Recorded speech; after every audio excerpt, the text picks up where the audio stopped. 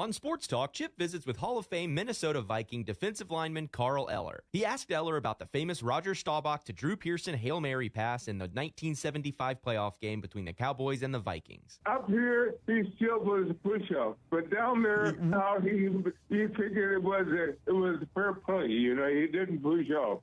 It's still interference up there all these years later, wasn't it? Yeah, it's still interference. Sports Talk, throwing Hail Marys Monday through Friday from 4 to 6 on the Zone. Hey. Hey. Nice tailgate setup. Thanks. Dos Equis? Sure. Really hits the spot. Oh, yeah, that's good. Well, I hope your team never wins as long as I'm alive. Same to you. A dose of respect. Brought to you by Dos Equis, proud sponsor of college football. Get a dose. Enjoy Dos Equis responsibly. Imported by Cervezas Mexicanas, White Plains, New York.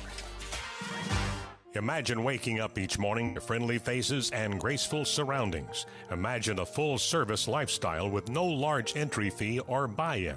Imagine uncompromising hospitality and dedicated service. Imagine exceptional senior living. Imagine Park at Traditions. Voted Best of the Brazos winner for independent living, assisted living, memory care, and senior living. Learn more and connect with us at parkattraditions.com. A tradition may be a little too unsophisticated for some people in other parts of the state, but we know that sometimes a little tradition can go a long way. I like these traditions. That's one of the reasons why I do my banking with Prosperity. Prosperity Bank knows good business and good banking.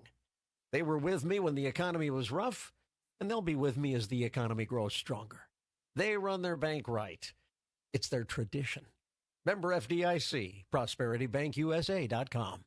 The strength of America, our values, our way of life hasn't just been won on the battlefield. It's won every day in our communities when we come together, extending hands of compassion, service, and hope to those who need it most.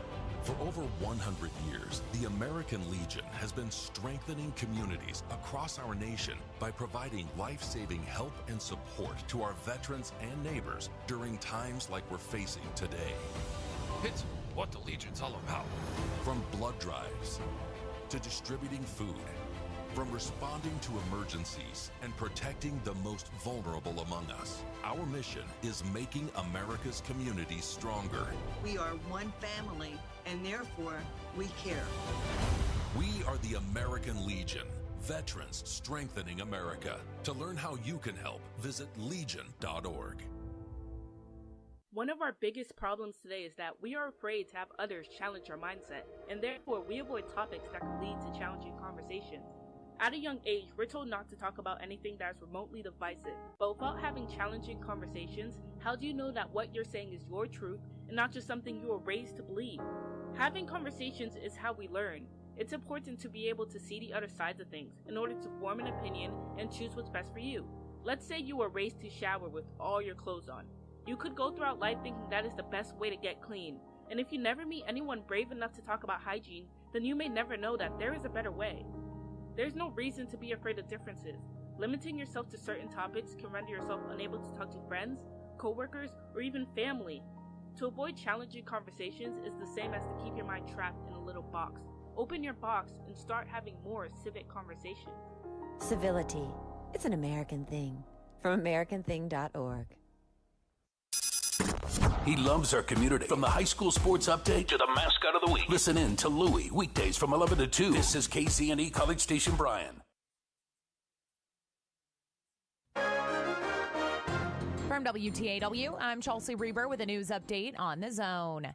Bryan ISD has a new website. Assistant Communications Director Matt Kennedy told the school board during a preview earlier this month about intentional efforts to recruit families to be ISD. Our Grow With Us marketing campaign is a lasting campaign to show about all the many programs at our district and why you want to enroll your students here. Superintendent Ginger Carabine responded to board concerns of teachers placing too much personal information online. Some teachers already have all of this on the website. They've got it all up there. I have 2 dogs. I love Chick-fil-A. They tell their whole business. Some are very guarded, and we told them that would be perfectly fine. They can just say, I love math, and that's why I teach Algebra 1. Carabine also said that parents are desperate for communication about how to contact teachers and if tutorial assistance is available for their children.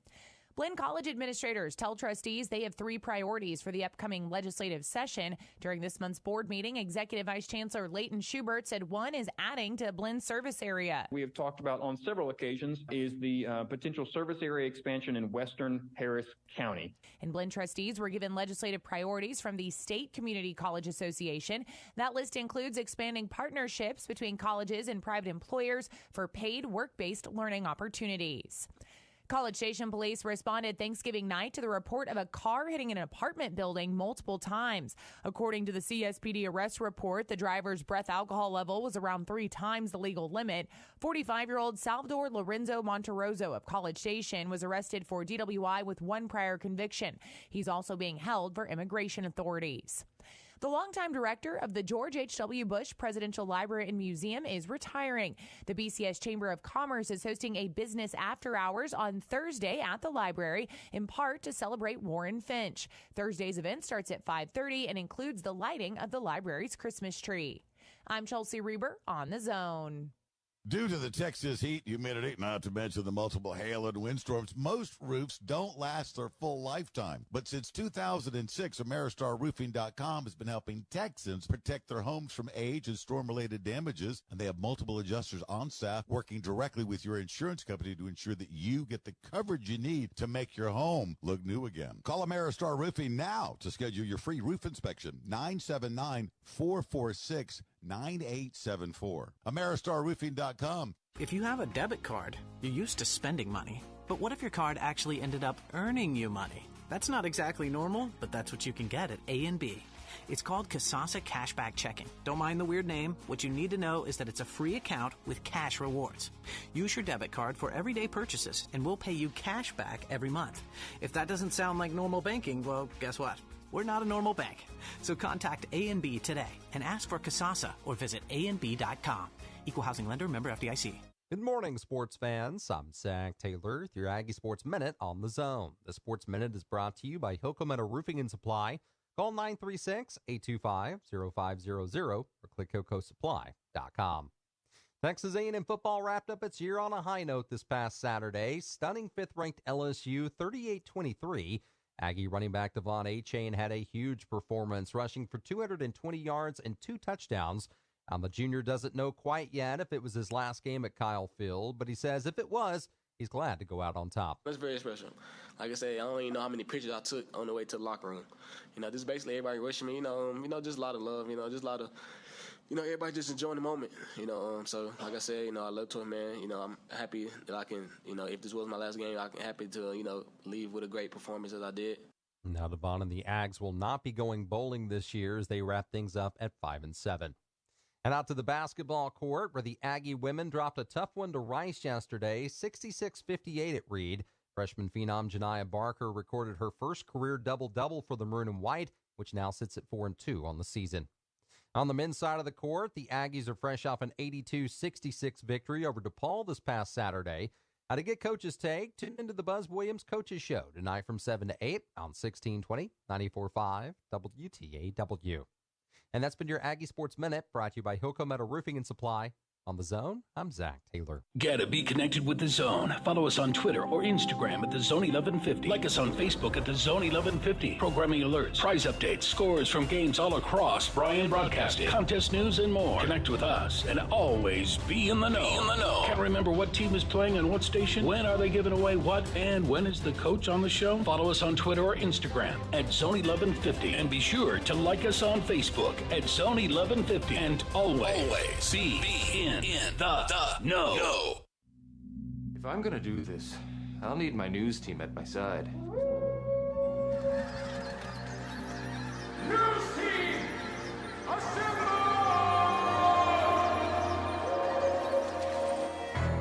Howdy, Aggieland. Welcome to the SEC. Our program will be built on 4 principles in which I talk about all the time: toughness, effort, discipline, and pride. Dang it! I'm going to have to buy that boy cream cone. Now I'm distracted on my point. What were you talking about? It's bullcrap. All I care about is winning. Show me the dang baby. You do it till they do it right, and then you do it till they can't do it wrong. Go get him! Why are you dancing around? Eat him like he's a steak.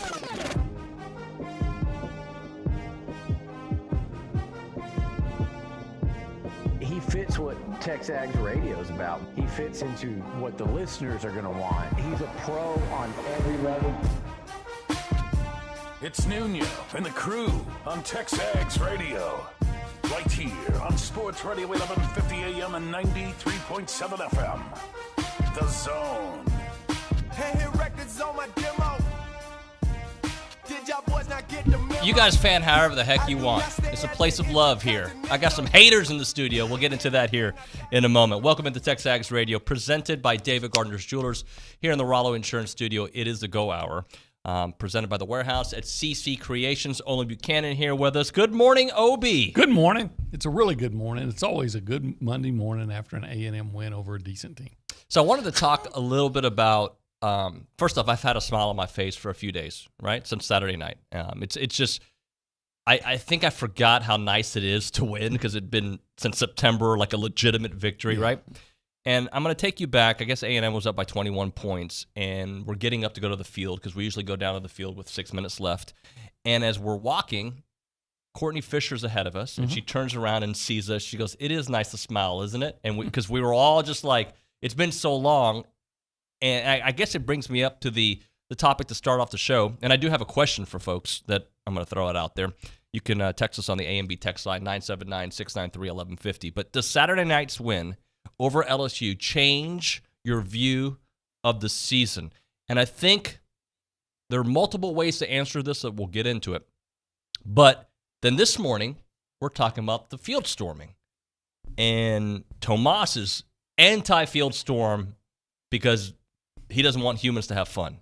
You agree with that, but I think you agree with it from more of an old school mentality. Like, you didn't storm the field unless it was a certain level of game and major moment for a team, correct? Plus, I think there's just certain teams that you don't storm the field on because you expect to beat them sometimes. Mm-hmm. But I'll just put it this way. If you're an Aggie that looked down on Texas Tech for storming the field after they beat A&M in what was 95, 96. Yep. Sometime, I know it's a big deal. And you look at those guys. They couldn't, they never, they're so pathetic. They beat a team that was whatever, and they're storming the field. Yep. If you're looking down, if you were one of those guys, and be honest with yourself, Aggies never lies, cheat, or steal. Then how would you reconcile? I mean, I understand being excited and going down the North Gate and all these things, but then how do you reconcile A&M storming the field? I got an answer for you. Okay. I got the best answer for you. Because I would say 87.3% of the people who stormed the field weren't even born in 1995. All right. I think we live in a different world where college kids, right, are looking for a reason to storm the field. Well, yeah, I'll agree with that. As opposed to the way it used to be was it had to be a major milestone. Now, and by the way, beating a top 5 team is a major milestone. I expected it because, and by the way, I have video on my Instagram of the first time people jumped to get on the field. You could see it was like, are we allowed to? Should we do it? Like, there's a lot of people wondering. And then it became mom mentality. People started doing it, so why not? They're storming the field. Let's go. I could tell that there was that thinking that you had. And I also think we're just in a different world that people are looking, and they can't wait for a reason to storm the field. So I guess, hopefully we're going to see them storm the field about 7 times next year, right? Well, hopefully if we play App State again, I'm storming that field after that victory. I'm going to let Tomas talk earlier than usual because I know he was very passionate because he is part of this. And he's a young guy too, so that kind of derails that argument. But he also was sitting so high that it wasn't easy for him. And I understand not wanting to storm the field, but I just expected it because I think young people are looking for a reason. Tomas, you're anti-stormer. I wouldn't say I'm anti-stormer, but for in that game, that situation, it doesn't make sense. I mean, this is a season that, hey, it didn't live up to expectations, finishing at 5-7, but there's no reason to storm the field against LSU. I mean, realistically, were they going to make the college football playoff? Probably not. They're going to have to beat Georgia anyway, and that's a tough task. But at the same time, I like the hope. I like the excitement. But you brought up a good point, David. Like you said, it was the mob mentality. There was definitely people sitting there thinking, well, why are we going to storm the field? It's not the number 1 team. They're number 5. And then I brought up this point, too. Think of it, too. In the last 5 years, we're 3-2 against LSU, right? Yep. Should be 4-1. Yeah. If you go back to last year's game, Alabama, it makes sense. Georgia, if they're the number 1 team, yeah, storm the field. But not against LSU. I don't care if they're a top 5 team. A&M had, 3, including LSU, 3 top 15 wins this year. Well, I mean, hey, we played against good teams. We beat some pretty good teams, LSU being one of them. I don't see the reason to storm the field. Well, I just think you fan however you want to fan in a season of misery, and that's exactly what it was, a season of misery. On the last game of the season, you know what?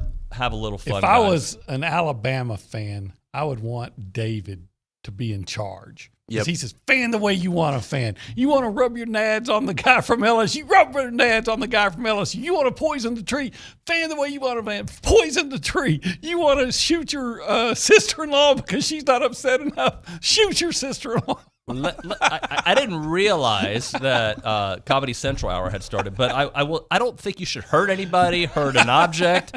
I'm just saying, by the way, it is accepted behavior to storm the field, correct? It is. No, we're not. I mean, yes, it is, but in this situation, no. Okay. Well, I'm just saying, I probably wouldn't have stormed the field, but whatever. They stormed the field. I think there's too much overthinking, and 18 to 22-year-olds who've been drinking a night game, who have had no reason to have fun this football season, are like, you know what? Screw it. Let's go. And whatever. It happened. Good. 18 to 20, those 18, 19, and 20-year-olds, they're not allowed to drink yet. Well, let's just say some do. Some do. And by the way, let's get into the game itself, because that gentleman right there, Devon A-Chain. Look, I'm in for $50 for the NIL collective for Devon A-Chain. If every fan that went to the game, 100,000, let's say 100,000 said plus 50. Let's say, okay, 18 and above. If you're under 18, you don't have to do. So let's say that's 75,000 people. Everybody, you're doing the math. 75,000 people times 50. Okay, 75. Carry the 2. Pythagorean theorem. Times 50. Okay, that's $3,750,000. I'm in for $50 on the Devon A-Chain collective. Tomas, you're about to graduate. I will throw a smooth $20 bill. Okay, so that's 2 Chipotle bowls. That's the way I do my math. So that's like 2 meals for me. That's pretty hefty. And you know what? If we give it all to him in cash, one at a time, the IRS not going to get a taste of it. This is where we cross the line, where you break a law on the air. I don't agree with that, and I don't agree with poisoning trees. But Devon was incredible, and the beauty of what we saw this weekend was the offensive line actually played pretty darn well. And the few times, and there were times that LSU was able to get in the backfield, Devon made something out of nothing. Both things happened. They blocked well for, I'd say, most of the game, and also Devon is just that incredible. And if I can just go on something that I've harped on so many times, did you see sometimes when he was under pressure, Connor Wingman taking off and just making something positive? Heck yeah. I mean, obviously, they played. This was the team we thought that we were going to see all year, or at the beginning of the year. This is the team that we expected. Had we seen this team all year long, they would have been. Well, they would have won the West. They just beat the team that won the West. Yeah. Well, and honestly, just a play or two more, and it's a completely different season. But it is what it is. 5-7. It sucks. And yeah, again, your people on social media want to laugh. Okay, fine, laugh, whatever. People are against us anyway. I'm happy that they won, because it does change the way I look at the season, but it doesn't change it in the way maybe some people think. Because I asked that question: does it change your view of the season? All I know is I feel much better today in this offseason based on what I saw Saturday night than I felt for 11 weeks for the most of the season, right? And I can sell hope now Now, there are many. It does not erase what happened. There are 24 games of proof that this offense is not very good, right? More often than not, the offense stalls. This entire season, it took the last game of the year to get 30-plus points against Power 5 schools, right? So that is all true. But I can also say we saw Evan Stewart make plays pretty much all season long, but we saw it this past weekend. We saw Moose. We saw Connor. We saw the O-line. We saw Devon. We saw defense. We saw a different kind of spine than we had seen all year. Hello. Right? So there was adjustments made. There was execution, all the buzzword. I feel different about the future than I did, and I'm still concerned. Both things can be true. Yeah, I mean, again, to me, it's in that celebration, there is a measure of frustration. Yep. Because you say, where was that all year? And I know there were injuries and things like that, but you still had guys that were injured who weren't there. I thought Ruben Fothery blocked extremely well. I thought I thought a lot of times he was going up against B.J. Ojolari, but usually against Ali Gay, I think. But it didn't matter. He owned them. And A-Chain, I thought A&M schemed real well. You know, I would see A&M have numbers on the right, and what do you know? They were running right, and all you needed for A-Chain is just to give him a little crease, and man, he was taking that crease. And then you saw Connor Wegman throwing very accurately and fast, getting the ball out on slants and things like that, and he was pretty accurate. He had a couple that were behind Evan Stewart, but for the most part, he was accurate. And then Moose Muhammad, I came away. It's what I came away with from that game. Aside from being really glad they won, why did it take so long for Moose Muhammad to be a factor? You know, have such a role in the offense. I get it that you had Aniyah Smith. I understand that part, but why wasn't Moose out there with Aniyah? I think part of what makes Jimbo great and part of his issue is his loyalty in a way. Like, he loves certain players, and those players, it's hard to pass them up unless an injury situation happens. That's what I think it is. Okay. And I'm not saying I'm just saying that's what I think it is. You know, and I'm not watching practice, so Moose had the one-handed touchdown catch, right? Yes, sir. He had a one-handed catch earlier in the game. So, you know, you can't just dismiss, what a lucky catch. It was like his first catch was out in the right flat, and he brought it in ended up controlling it with two, but he brought it in with one. And then he had that one circus catch that he took it out. You know, the DB, I can't remember, Sage Ryan, had the ball in his hands for a split second and popped up. Yep. I thought Moose was spectacular. I do too. Let's go around the room and say hello to the people. Nick Savage behind the glass. Good morning, Nick. Good morning. Howdy, y'all. Howdy. How are you, sir? I'm good. Hey, well, it's funny. We're talking about Moose Muhammad making those one-handed catches.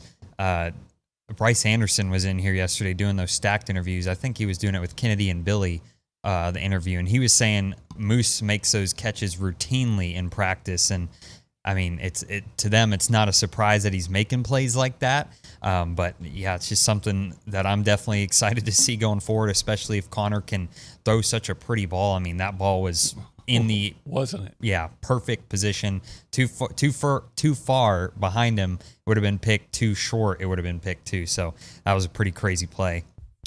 Yeah, it sure was, buddy. What else, man? You have a good weekend overall? I did, yeah. I had a good Thanksgiving. It was good to see family. Got to see lots of football, and yeah, it's disappointing that the season's already over, man. It feels like I was just starting here back in August, and now it's November, about to be December, and I guess basketball season now. It's all about basketball season. Buzz Williams will be on the show at around 9:45. Looking forward to talking to Buzz. They got a busy little stretch coming up. Let's go back to the news and social center. Tomas Romo, who's anti-fun. They used to call me the no fun Nuño. I'm all for fun. You're like, whatever, kids. Don't have fun. Don't storm the field. Don't. You tell kids about Santa not being true. Can't believe you do that. There are kids that are listening with their parents in the car right now. You just ruined a lot of people's Christmas. Well, he is right real. there. No, I'm saying what you say. Okay. Oh. And so is not Elmo. What's the name of the elf? Our elf is real. He moved last night. The elf on the shelf? I don't know how he moves all the time, but he moves. Does he even have a name? I never had Everybody's an elf got on their the own shelf. elf. That was just a me thing. I never had one. Our elf is named Jasper. Oh, okay. Unfortunately, we had a female elf as well that the dogs got, and that didn't go well with the family. Well, I'm sorry to hear that. Let's get into some news. First off, Aggie pairing earns all SEC honors. Texas A&M volleyball players Logan Letnicki and Caroline Muth earned SEC conference honors. Letnicki was named to the all-SEC and all-freshman team. Over on the SEC, Letnicki ranked first in total points and total kills, fourth in kills per set and points per set. Muth earned a spot on the all-SEC team. Also, too, David, Jeff in College Station says, I agree with OB and Tomas. Win not worthy of storming the field. Think about it. Why storm the field after our 5th win of a losing season? Because there's 95,000 different personalities and 13,000 wanted to storm the field. And when that happens, people just follow. That's why. Because it happens. Mob mentality. You know, why do certain people speed, certain people don't? Everybody's got their own opinions on the situation. I get it. Why do people wear gloves at the gym and don't wear gloves at the gym? Some people don't care what their hands feel like. Some people, like my wife doesn't like calluses, so I don't have calluses. How about that? Makes sense. Yeah, thank you. All right, let's do this. Let's hit a break here. When we come back, we are going to open up the phone lines because I know that we've got Trevor who's been waiting on hold. If you guys want to voice your opinion on either the field storming or if you want to voice your opinion on if you have a different view entering this offseason, we can do that at 979-693-1150, 979-693-1150. You can also text us on the AMB text line, 979-693-1150. Right now, Brazos Running Company time. They've moved over to that new Century Square location. I actually drove by it yesterday. I was like, man, I need to go in there this week. Locally owned, and they're Aggie-owned and operated, a specialty running store with an outstanding selection of running gear and shoes, including sought-after brands like On and Hoka. Runners, walkers, any fitness people out there listening, the right shoe makes such a difference. If you're squatting, if you're running, whatever it may be, get yourself the right shoe and visit Brazos Running Company. They're very passionate about the running side of things, and they'll find the right shoe for you. They've got the same expert level of service they've always had, but just more space now in that new location. Birkenstock, you got Vuori out there, you name it. Brazos Running Company is your place for holiday shopping. Check it out. Brazos Running Company, now located in Century Square below the Star Cinema Grill in College Station.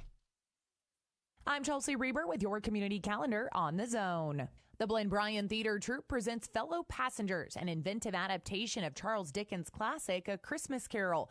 Performances are being held at various locations through Saturday. Purchase your tickets at blinn.edu/box office. Winter Wonderland at Travis Fields is Saturday, December 10th from 3 to 5 p.m. Come out to this free family-friendly event for fun activities for everyone to enjoy.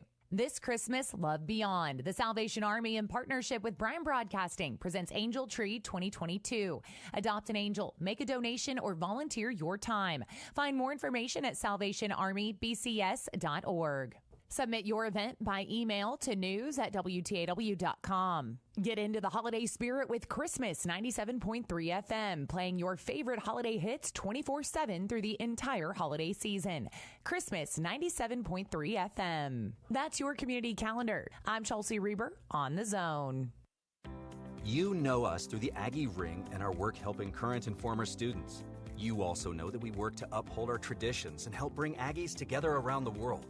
We are the Association of Former Students, and it's our mission to provide resources, support programs, and cultivate the experiences that you know and love. But have you ever stopped and wondered why? Why does the association support Texas A&M and Texas Aggies? Why are we always here, there, and everywhere for the Aggie Network? Why do we tirelessly work to ensure that the Aggie experience is both unforgettable and life-changing? Well, you may be surprised to learn that the answer to why is as unique as your own Aggie story. That's why we created IamTheWhy.com, a place for shared Aggie stories and unique perspectives. It's where you can hear the why, see the why, and discover why Aggies like you are the why. Visit IamTheWhy.com today. Hey, Big Shot, come celebrate at Anthem Kitchen and Bar located at Big Shot's Golf Aggieland. Anthem Kitchen and Bar is your new favorite hangout with plenty of seating for your whole crew, tons of screens, and some truly next-level scratch-cooked menu items. Big Shot's Golf brings the fun each day of the week with dueling piano events, trivia nights, a weekday happy hour, and so much more. Every Big Shot has an anthem, so come celebrate yours at Anthem Kitchen and Bar located at Big Shot's Golf Aggieland. Visit anthem.bigshotsgolf.com to learn more. Yo, it's Jay Williams from Keyshawn, J. Will and Max.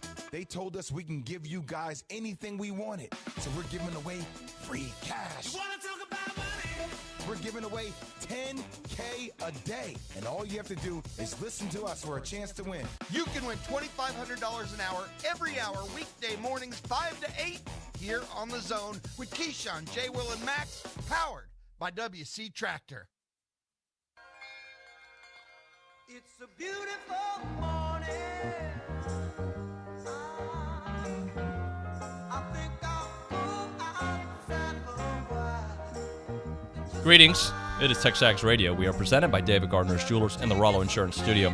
It is the Go Hour with OB here, presented by the warehouse at CC Creations. Maroon never looked so good with Maroon U. OB, you were talking about watching Yellowstone last night. So we are on season 2 of Yellowstone. We're doing the marathon, catching up. And I'm midway through second season. I think it's midway, maybe a little bit more. I thought season 1 was good. Season 2 is really good. Like now, I'm in. It took some mafioso type moments to really completely bring me in. Mm-hmm. I felt like season 1 was like This Is Us with some killing and some cattle, right? But now I see a little bit of The Sopranos happening, and it's so I'm all in, my friend. Oh, it keeps getting better. It does. It is really good. So I have this topic out for you all, and you can certainly be a part of the discussion. Billy will be with us in hour number 2. Would the Saturday night's win change your perspective or your view of this season? I've given you guys my thoughts on that. We can kind of flesh out OBs. But let's also ask you what you thought about the field storming and open up the phone lines, 979-693-1150. We go to Oklahoma, and that's where we find Trevor. Trevor, welcome to TexAgs Radio. Hey, can y'all hear me? No. Yeah. Perfect. Well, thank y'all for taking my call. Appreciate it. Thank you. Good morning. My question isn't about the field storming, but I'll kind of give my comments on that. I didn't see really what the big deal is. If you got 93,000 people there and they're watching a 4-win team, I think they're kind of entitled to rush the field if they want to rush the field. But my question is, there's a lot of negative factors this year with the young team and the transfer portal being what it is, and being told the whole recruiting class from 2022 is just a bunch of mercenaries, and then you put all that on top of the terrible season. I kind of not expected, but I was pretty fearful that the team would maybe fold and kind of just stop playing. Are y'all surprised Jimbo was able to keep them together and motivated? Do you think he kind of deserves some credit for that? He absolutely deserves credit for that. I'm not 100% surprised because I just never got the feeling for the team in general. I mean, there were some guys that pretty early you kind of figured out that they're in it for themselves. Yeah. But I kind of had the feeling all along that, these guys, played hard. I never felt like through the whole year at any time that I feel like they weren't, the guys out there weren't intense and giving it everything they had. So, by week 12, no, I wasn't surprised. I will say this is, I don't know, surprise, because look, there's still a long off season and things can happen. But I think he deserves credit for having these guys all in, the ones that are all in. When things were going south and you had some bad apple situations, not bad apples, but situations that could have torn up a team, the record was not there regardless of that. He was able to keep these guys. Like Devon Achane's the best example. By the way, just a great person. But him playing this last game when Antonio Johnson's playing towards the end of the season in a season that doesn't matter, that permeates down, and it starts with Jimbo, and I think those veteran players deserve a lot of that credit. Sure. Damani Richardson, yeah. So, so again, just to recap, the answer to your question is no, I really wasn't surprised they kept playing hard because they never, all through the year, no matter what the situation was, I never got the sense that they weren't really trying. Right. What else do you have, my friend? Oh, no, that was it. I appreciate y'all's time. Have a great Thanks for the call. Thank you, Trevor. Appreciate you. 979-693-1150. If you want to discuss about your thoughts on how the off-season will taste now after that LSU victory and what you thought about the field storming. We go back to the hotline. Theo is in Marshall. Theo, welcome to TexAgs Radio. Marshall Maverick. Hi, Olin. Hi, Hey. Nuño. It's your favorite friend from Marshall calling in. Hey, bud. I just wanted to step in and say that the win Saturday night made me a little bit more frustrated over everything because we knew this is what the team could be, and it wasn't there all season. I mean, we saw flashes of it against Alabama, against Ole Miss, against Arkansas. You know, there were flashes of this, but we actually finally put together a complete game. And that gives me hope for next year, especially for the younger guys who really made plays all night. I got to give props to LT Overton. Playing defensive end and learning how to spy in space like that against a kid like Jaden Daniels, who is amazing with his feet. That was a whole game changer Friday night, and he gets his props, man. That was amazing to watch. And I just wanted to say I enjoyed the season listening to y'all, and I'll keep listening for the basketball season. I hope you guys have a good one today. I appreciate you. Thank you so much, Theo. Thanks so much for the phone call. Let's do this. We got another caller about to be on hold. We'll hit a break. We'll come back with that, and we'll get to more of your phone calls. We got to read some of these text messages. Plus, I think the easy turning point of the game, super simple. We don't need to even have two different points on that. I think we'll both agree on it. Right now, we're talking Milliken Reserve. They are a great community, farm-to-table community in College Station. They got homes. They got trails. They got wide open spaces. They got farms. If you want to live that Yellowstone dream, that might be a great community to look at. I don't think you can have bears. I don't think they have that, but they got everything else out there dedicated to the conservation of a healthy community. They got a native landscape, great wildlife, 2,600 acres of open space farms, 30 miles of trails and homes, and an extensive network of trails throughout a wooded landscape. Includes walking, equestrian paths, creeks and ponds, you name it. They provide natural settings for people to connect and come together. And you can hike there, bike, canoe, kayaking, equestrian trails, the evening yoga, the summer camps, the music festivals, the farmer market tours, and the farm tours. It's a beautiful place to go visit, hang out, and just have a good old time. Get the veggies from there weekly. You'll never regret it. So fresh and so tasty. It is MillikenReserve.com. Again, that is MillikenReserve.com. He's gone to L.A. to interview Hugh Jackman, Brad Pitt, and Mark Wahlberg. Now he hangs out with Billy and O.B. It's David Nuño with TexAgs Radio on the Zone. Jenny here from Big Deals. It's Cyber Monday, the biggest online shopping day of the year. This year, you can shop Cyber Monday and still shop local. Big Deals is your local e-commerce website where you'll find dozens of gift certificates to businesses in your community. And today only spend $50 or more and save an additional 20% on your entire purchase automatically. Check it out now. Shop the Cyber Monday sale today only at AggielandBigDeals.com. Come experience the warehouse at CC Creations, the world's greatest Aggie shopping experience. With 28,750 square feet, the warehouse at CC Creations is the Guinness World Records title holder for the largest collegiate merchandise store in the world. We are your one-stop shop for your entire family to stock up on Aggie apparel and gifts. Shop in-store 7 days a week or online at thewarehouse@cc.com. Keep the tradition. Shop the warehouse, located at 114 Holloman, just 1 mile south of Kyle Field. If you have a debit card, you're used to spending money. But what if your card actually ended up earning you money? That's not exactly normal, but that's what you can get at A&B. It's called Kasasa Cashback Checking. Don't mind the weird name. What you need to know is that it's a free account with cash rewards. Use your debit card for everyday purchases, and we'll pay you cash back every month. If that doesn't sound like normal banking, well, guess what? We're not a normal bank. So contact A&B today and ask for Kasasa or visit ANB.com. Equal housing lender, member FDIC. Hey, we're here with Jason Rollo. What makes Rollo Insurance so unique? Well, we're a business ourselves, and we grew from a notepad. And when you come from the perspective of doing it yourself, I think you understand what business owners face, because we face the same things. Technology needs, dealing with those who are clients, as well as dealing with employees, agents. We understand because we're in the same boat, and that gives us a unique perspective in dealing with people and trying to help them. Visit them at their headquarters in College Station or online at RolloInsurance.com. The biggest names in sports are on ESPN Radio. Joe Davis, New Orleans Saints linebacker. We just keep chopping wood, keep sharpening the axe day by day. When you have a good process, that's what you focus on. Julian Love, New York Giants defensive back.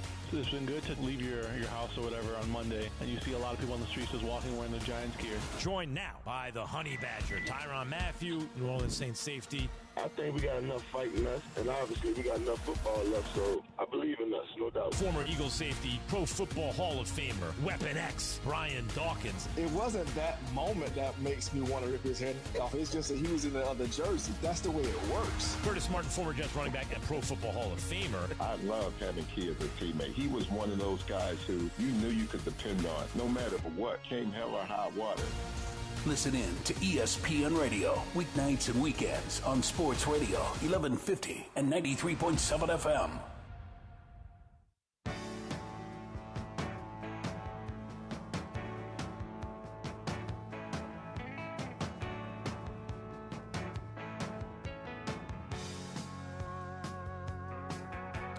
And we are back, TexAgs Radio, presented by David Gardner's Jewelers in the Rollo Insurance Studio. It is the Go Hour presented by The Warehouse at CC Creations. My question, which there's a bunch of text messages to get to, the Saturday night's win over LSU changed your view of the season? Love to hear from you about it. We need to really get into some of the nuts and bolts of this game as well. We have a caller on hold. 979-693-1150 is our phone number. You can text us on that same A&B text line as well, 979-693-1150. Luke is in Dallas, and he joins us here on TexAgs Radio. Luke, what up? Howdy. Howdy. I was calling to say, 3 games into the losing skid, I kind of said as long as we beat LSU, and I still wholeheartedly believe that. I've got a lot of positivity going into next year now, coming off of what I saw with those huge plays from some of the young guys on offense there, and I can't wait for next year. This season was brutal, but we capped it off the right way, and I'm proud of the team and looking forward to doing it all again next year.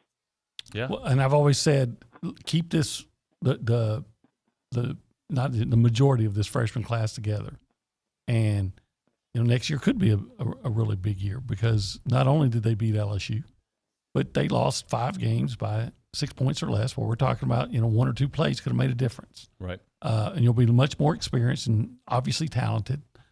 I hate to always keep waiting for next year, though. I do too. And that's why my expectations for next year is, it's not none, it's prove it. Whatever next year is, you got to prove it to us. And that's why I'm not, at least today, there's no win total, there's none of that. I just go prove it all year long. Yeah, it's time. Anything else, Trevor? Or excuse me, Luke? That's all I had, all but right. I agree with you 100%. Well, thank you for the call. Thanks, Luke. Appreciate you. 979-693-1150. The turning point in the game is, without a doubt, one play. And, of course, it's the same turning point I think we had against Arkansas. It is a defensive touchdown, and Damani Richardson, first off, Edge Cooper deserves a lot of props. Well, he played it perfectly. Damani picks it up because at that point you're like, here we go again. A second half, you can't get anything going. That changed the momentum. It did. And it changed the offense as well. You had 2 series that you didn't do anything offensively, and LSU had gone down and scored and took and tied the game. Yep. And it felt exactly like Florida. And then on a 3rd and 1, what should be an easy time to should be an easy first down, right? Right. And if they'd run inside, it probably would have been. But they run the zone read, and Edgerrin Cooper plays it perfectly. And he makes the tackle. Jaden Daniels loses control of the ball, and there's Damani Richardson. Of all the guys that could have picked up the ball at that point and scored, I'm so glad it was Damani Richardson to go out that way as a senior. And it's a touchdown. And you're right, it changed everything. Changed it all. I mean, it gave the offense life. It gave the crowd. And then they just played with a different energy after that point. A&M kicked LSU's rear. Of course, it was a close game, but A&M was the better team throughout. Yeah, and you know what? and I understand it, but this is something that bothers me. But I understand it. Is that I saw the national tweets, and they're all, LSU is blowing this. LSU was playing hard. They were getting their asses kicked. They were. Devon Achane, I saw the one play, and you'll remember it. It was like a 17-yard run down to 3 where he knocks Harold Perkins back. Yeah. He's just running hard. It's not like LSU had a whole bunch of penalties. It's not like they had a bunch of turnovers. They had the one. You can say, well, A&M got, look at that lucky catch. No, the guy made sensational catches the whole game. So you can't just say there was one lucky play there. And A&M consistently ran the football. So that was just A&M finally playing to the level that it was capable of. Yeah, you're exactly right. So I was asked, what show was I on? I was either with Clendenin and Zach Taylor, or was on the KBTX show on Saturday. You were on with Zach Taylor? I'm Zach Taylor. Yeah, that's my guy. I was on one of those shows, and they asked me about the rivalry. I think it was with Zach and Clendenin, and they asked me about the rivalry with LSU and how much of a rivalry. And I think, yeah, it is a rivalry. To me, it's not Texas, but it is a rivalry. Just like, I don't know at what tier, but absolutely. All SEC games are a rival, but LSU is a step up. But now I realize it's a rival for them too, because I did something that I don't normally do. I listened to LSU radio.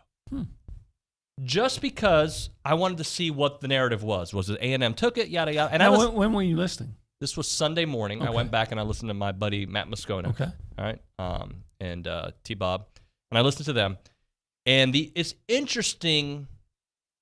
T-Bob was a lot more like a little bit more props for A&M.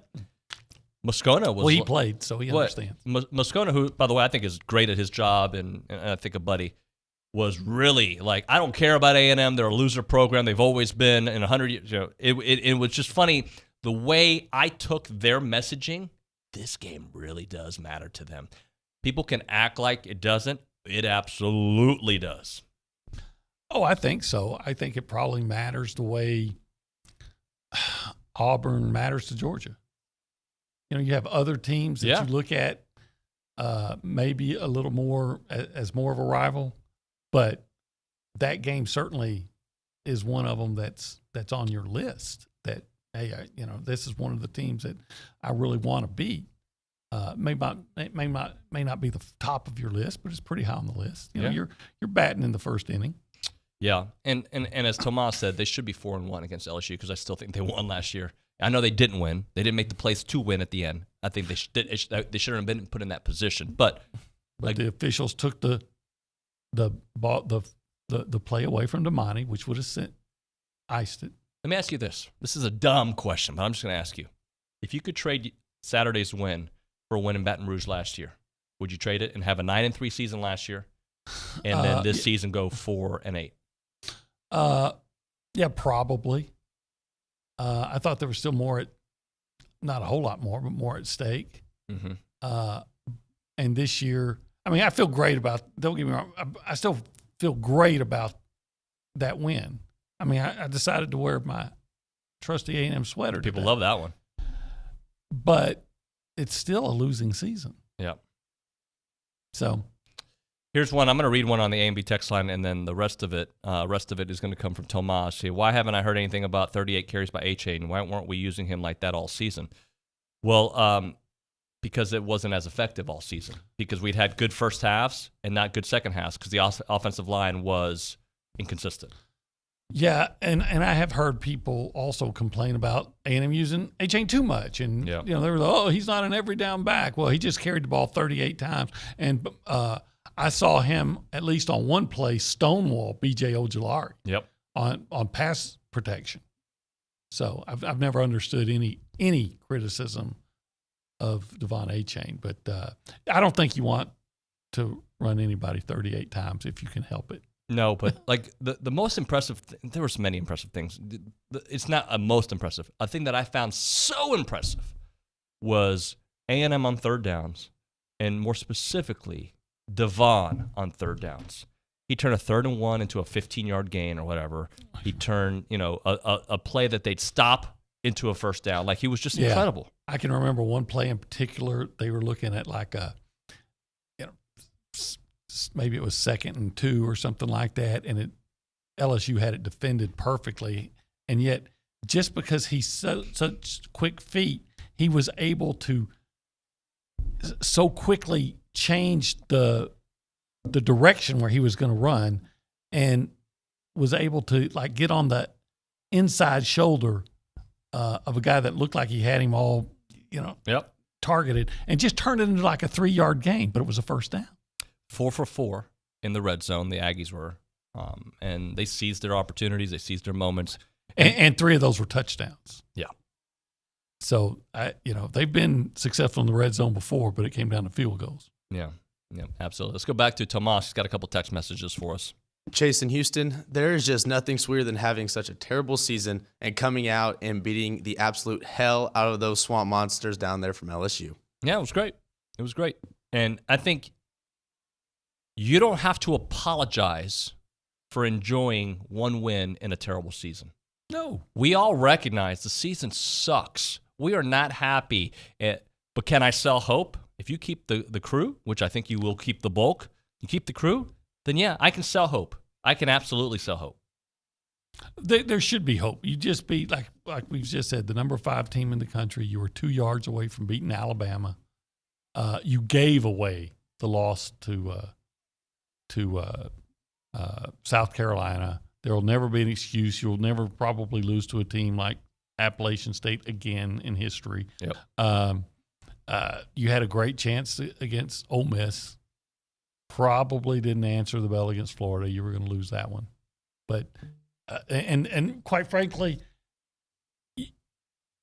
the injuries were probably the biggest of all the games that you lost. Were all the games where injuries were a factor. The game at Auburn was the one that was most, because not only did you have the injuries, A-Chain wasn't out there, Evan Stewart wasn't out there, and of course, you had the bench Muhammad in that game, and you saw what a factor he could be. Yeah, if you could go back in time. Yes. Let's come back with Michael Jackson's Do You Remember the Time? Let's do that. It is TexAgs Radio. We are presented by David Gardner's Jewelers here in the Rollo Insurance Studio. We'll hit a break. We'll come back. It looks like we've got a caller on there with a name that I can't pronounce, so we'll see if I can get some help with that. Right now we're talking Heritage Films. Chance McClain. Imagine this scenario, right? You guys plan like a Heritage film, which is a documentary about your dad or your family or whatever it may be, right? And it is maybe you have him over for the A&M LSU game, and you have all the family there, and he captures the jubilation, if that's the right word in that situation, that excitement, the euphoria of beating LSU, and you guys don't storm the field because you're at home. You storm your kitchen, and you storm your living room, and you got this video, and you got these interviews, and it's talking about your family, but your love for Aggie football, and then you put it together. That's what Chance McClain does. He puts these documentaries together for families, for people, for all of you that are listening, for Aggies, because Aggies care about their history pretty much more than anybody out there. All you have to do is check out his website to see some of his great work, yourheritagefilm.com. It is a place where you can find out where he does these documentaries, 2-hour style movies for families. It takes about 8 to 10 weeks. He is a slave to the process, and he will get it done right. Yourheritagefilm.com, yourheritagefilm.com, 713-893-8341, 713-893-8341. I'm Chelsea Reber with your community calendar on the Zone. College Hills Baptist Church provides free tutoring every Wednesday and Thursday night from 6:30 to 7:30. Tutoring is open to all students in the Brazos Valley area from elementary school to college. You're invited to an event titled New Perspectives on President George H.W. Bush and the End of the Cold War. This Wednesday at 5:30 p.m. at the Annenberg Presidential Conference Center. RSVP for the event at bush.tamu.edu. Apply by Thursday for the Downtown Bryan Lighted Christmas Parade on Thursday, December 8th. Apply online at destinationbryan.com. Friends of Chamber Music announces its 27th concert season. Find a full schedule online at fcmtx.org. Listen to your favorite holiday hits on our sister station, Christmas 97.3 FM. Guaranteed to get you humming along. Your favorite holiday hits 24/7 on Christmas 97.3 FM. That's your community calendar. I'm Chelsea Reber on the Zone.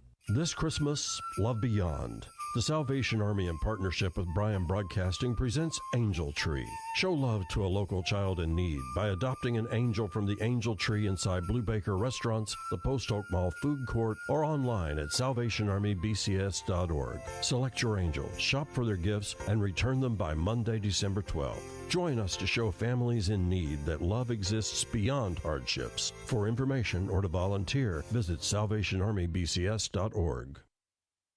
Jamie's log. Progressive. The Harrington's backyard. Day 4, 2:18 a.m. I've been camping outside the Harrington house for 4 days now, proving that Progressive has 24/7 protection. Mr. Harrington says I don't need to do this, since Progressive protects 24/7 is a pretty easy concept to grasp, but I'm going to stay and prove my point.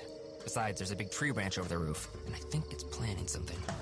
Progressive doesn't just offer a great price when you bundle home and auto. We offer round-the-clock protection, just not literally from Jamie. Coverage from Progressive Casualty Insurance Company, affiliates, and third-party insurers, and subject to policy terms. Bundle discount not available in all states or situations.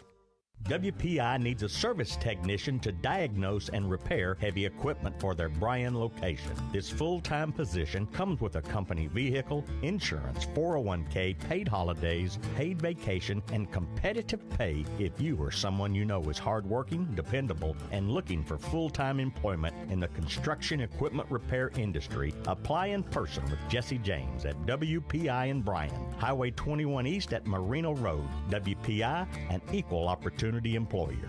How about Chris in South Carolina? Would you mind telling me the best team Clemson has beaten this year? You just hope we don't get on that fourth spot because we're going to take down your SEC champion Georgia Bulldogs. Put us on the schedule already because we're coming. Chris, you have a nice I've day, always Paul. said that Clemson has among the most delusional fans in America. Now I'm going to update that to say they do have the most delusional fan in America.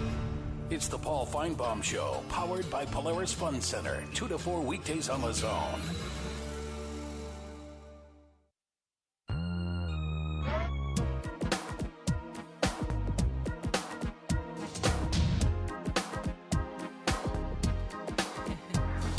Do you remember the time A&M stormed the field? I do. I had a good time. I don't care. TexAgs Radio, presented by David Gardner's Jewelers in the Rollo Insurance Studio. It's the Go Hour, presented by the Warehouse at CC Creations. Got some text messages to get into and a phone call. I'm going to guess your name is Bosis and you're in Katy. Bosis, welcome to TexAgs Radio. Bo, you there? Person. Human. Hello? Hello. Hey, do you want to be on the radio? Hey, how are you? I'm good. Yes. What's on your mind? Yes. I was going to say that I thought that we only have 4 entering the portal. Yes, sir. And I would like to know how many more we need to have, because the running back LBJ Johnson, I was counting on him as he's a big bag that he can take next season, help with Amari Daniels, but right now he's going. So I know we have Moss there, but I think we need a big back like him to help go through the season, because it's a tough one. Sure. So how many of those guys we expect now to go after those 4 already entering the portal? And on top of that, we need a pass rusher. Yes. Because this season is not that. Yeah. So the easy answer to that is I don't know, because we still got to wait on Devon Achane. Yeah. And there's still the signing period that ends in December 21st, or I think it's the 21st. I might be wrong on the date. But regardless, it's about a little bit less than a month. So there's still time to get somebody. And then there's the transfer portal. Well, I think you're holding your breath for the transfer portal. I think you're going to try to, if in the unlikely event Devon Achane comes back, wonderful. Just assume he's gone. Right. And if you get it back, then you just got a Christmas present. But assume that Devon Achane won't be here. So you could have Le'Veon Moss. You could have Daniels. You need to get another guy. You need to get another guy, if not 2. Yep. And then as far as other guys in the transfer portal, there will be some. Some of the guys will be counted as in the transfer portal that we've known are going to be gone for quite a while. But again, that's why we're going to be holding our breath and crossing our fingers, because if you can keep the majority of this team together, this team could be really good. Now, there were those that were saying that Evan Stewart was on his way out 6 weeks ago. Well, Evan Stewart has been tweeting things that would make you believe Aggie forever or something Aggie like for that. life. Yeah. Donovan Green, he seems absolutely. I've seen Walter Nolan. So there's been a lot of good signs, and quite frankly, these kids aren't stupid either. Yep. They can look and say, "Hey, we lost 5 games by a touchdown or less. We just beat LSU. Look what we could be next year when we've had a little experience and another year to get bigger and stronger." And let's see what happens with the coaching hires and changes that they make, right? If they bring in an OC that's got some guys that love playing for him, maybe that brings a couple dudes over, right? You don't know. You don't know how all that is going to play out. And if you can, sell some hope offensively, then maybe you keep some people. Thanks so much for the phone call, Bosis. All right. Quick one more. Yes, sir. How many of the coaching changes? How many do we expect? Because I don't know. Did the joking? I don't know if the defense we played this year, I didn't like it. Maybe he can. If he stay, maybe we need to change something. Okay. On defense. Thank you. And I'll answer this. I'll put you on hold here. Here's the thing. I don't like speculating on people's jobs.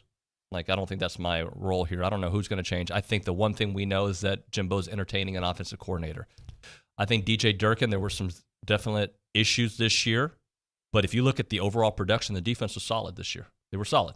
I didn't like the 3-man front, and they did give up a lot of rushing yards, but most teams underperformed their point total against A&M. And if you use Ole Miss as a barometer, that defense got super good in his second season there at Ole Miss. Yeah, just off the top of my head, I don't think they'll make a change at defensive coordinator. I don't know where you would change anybody else on defense. Unless somebody just decides to leave it for a different job. I think that the areas where you might see changes on offense, I think you'll see an offense coordinator come in. I would not be surprised if you saw a change at the offensive line coach and at running backs coach, and maybe somewhere else. But those are the ones that I think are very possible. All right, let's try to get in one more. Joseph and Brian, you've got about a minute before we hit a break. Joseph, welcome to TexAgs. Hey, David. How's your morning going so far? Yeah, it's not bad. Thank you for asking.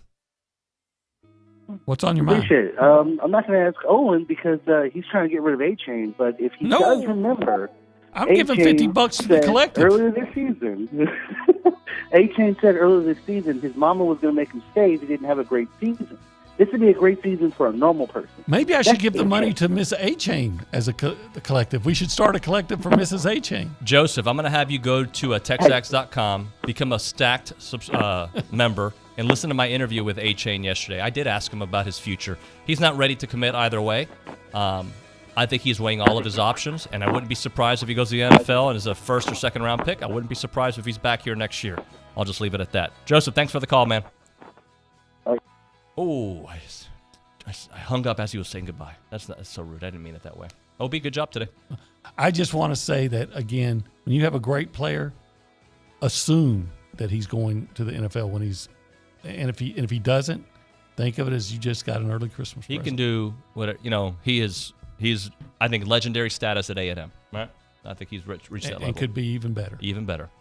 All right, thank you, OB. That's the Go Hour here, presented by the Warehouse at CC Creations. When we come back on TexAgs Radio, Billy will be joining us. We'll talk to Tom Hart. We'll talk to Buzz Williams. We'll talk to you. We'll read your text messages. It is all that and a bag of chips. It is TexAgs Radio. We'll see you in a bit. Make the Bellucci Hour a part of your Aggie football game week. Every Thursday, 1 till 2, Billy Lucci of TexAgs joins me. Hi, I'm Louis Bellina, and it's the Bellucci Hour brought to you by Dos Equis. Enjoy the college football season with your friends and a cold, refreshing Dos Equis lager. Get a dose. It's the Bellucci Hour. It's a maroon and white world, and Billy's here to help us get through it. The Bellucci Hour, every Thursday at 1, a part of the Louis Bellina Show. If you're worried your friend may be struggling, remember, you don't have to be there to be there. You could say, how are you, or get a fake tattoo. You could ask with an app if it works for you. You could chat on the game, kick off your flip-flops. You could ask on your couch while you binge watch. Whatever gets you talking. Reach out to a friend about their mental health. Learn how you can help at seizetheawkward.org. Brought to you by the Ad Council, American Foundation for Suicide Prevention, and the JED Foundation. Download podcast of your favorite shows, Louie, Chip, or TexAgs in the Pod Center at zone1150.com. Subscribe and have them downloaded daily for you in the Pod Center at zone1150.com. This is KZNE College Station Bryan.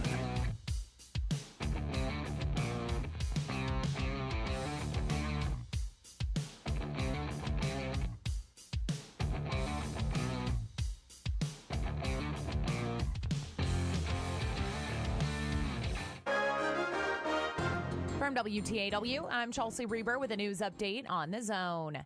Bryan ISD has a new website. Assistant Communications Director Matt Kennedy told the school board during a preview earlier this month about intentional efforts to recruit families to be ISD. Our Grow With Us marketing campaign is a lasting campaign to show about all the many programs at our district and why you want to enroll your students here. Superintendent Ginger Carabine responded to board concerns of teachers placing too much personal information online. Some teachers already have all of this on the website. They've got it all out there. I have 2 dogs. I love Chick-fil-A. You know, they tell their whole business. Some are very guarded, and we told them that would be perfectly fine. They can just say, I love math, and that's why I teach Algebra 1. Carabine also said that parents are desperate for communication about how to contact teachers and if tutorial assistance is available for their children. Blinn College administrators tell trustees they have 3 priorities for the upcoming legislative session. During this month's board meeting, Executive Vice Chancellor Leighton Schubert said one is adding to Blinn's service area. We have talked about on several occasions is the potential service area expansion in western Harris County. And Blinn trustees were given legislative priorities from the State Community College Association. That list includes expanding partnerships between colleges and private employers for paid work-based learning opportunities. College Station police responded Thanksgiving night to the report of a car hitting an apartment building multiple times. According to the CSPD arrest report, the driver's breath alcohol level was around 3 times the legal limit. 45-year-old Salvador Lorenzo Monterroso of College Station was arrested for DWI with 1 prior conviction. He's also being held for immigration authorities. The longtime director of the George H.W. Bush Presidential Library and Museum is retiring. The BCS Chamber of Commerce is hosting a business after hours on Thursday at the library, in part to celebrate Warren Finch. Thursday's event starts at 5:30 and includes the lighting of the library's Christmas tree. I'm Chelsea Reber on The Zone. Big deals. Jenny here from Big Deals. It's Cyber Monday, the biggest online shopping day of the year. This year, you can shop Cyber Monday and still shop local. Big Deals is your local e-commerce website where you'll find dozens of gift certificates to businesses in your community. And today only, spend $50 or more and save an additional 20% on your entire purchase automatically. Check it out now. Shop the Cyber Monday sale today only at AggielandBigDeals.com. Hey, Big Shot, come celebrate at Anthem Kitchen and Bar located at Big Shot's Golf Aggieland. Anthem Kitchen and Bar is your new favorite hangout with plenty of seating for your whole crew, tons of screens, and some truly next-level scratch-cooked menu items. Big Shot's Golf brings the fun each day of the week with dueling piano events, trivia nights, a weekday happy hour, and so much more. Every Big Shot has an anthem, so come celebrate yours at Anthem Kitchen and Bar located at Big Shot's Golf Aggieland. Visit anthem.bigshotsgolf.com to learn more. Good morning, sports fans. I'm Zach Taylor with your Aggie Sports Minute on The Zone. The Sports Minute is brought to you by Hilco Metal Roofing and Supply. Call 936-825-0500 or click HilcoSupply.com. Texas A&M football wrapped up its year on a high note this past Saturday. Stunning 5th-ranked LSU 38-23. Aggie running back Devon Achane had a huge performance, rushing for 220 yards and 2 touchdowns. The junior doesn't know quite yet if it was his last game at Kyle Field, but he says if it was, he's glad to go out on top. It's very special. Like I said, I don't even know how many pictures I took on the way to the locker room. This is basically everybody wishing me, just a lot of love, just a lot of, everybody just enjoying the moment, So, like I said, I love to him, man. I'm happy that I can, if this was my last game, I'm happy to, leave with a great performance as I did. Now, Devon and the Ags will not be going bowling this year as they wrap things up at 5-7. And out to the basketball court, where the Aggie women dropped a tough one to Rice yesterday, 66-58 at Reed. Freshman phenom Janiah Barker recorded her first career double-double for the Maroon and White, which now sits at 4-2 on the season. On the men's side of the court, the Aggies are fresh off an 82-66 victory over DePaul this past Saturday. How to get coaches' take? Tune into the Buzz Williams Coaches Show tonight from 7 to 8 on 1620, 94.5 WTAW. And that's been your Aggie Sports Minute, brought to you by Hilco Metal Roofing and Supply. On The Zone, I'm Zach Taylor. On Sports Talk, Chip visits with Hall of Fame Minnesota Viking defensive lineman Carl Eller. He asked Eller about the famous Roger Staubach to Drew Pearson Hail Mary pass in the 1975 playoff game between the Cowboys and the Vikings. Up here, he still was a push-up, but down there, how he figured it was a fair play. You know, he didn't push up. It's still interference up there all these years later, wasn't it? Yeah, still interference. Sports Talk, throwing Hail Marys Monday through Friday from 4 to 6 on The Zone.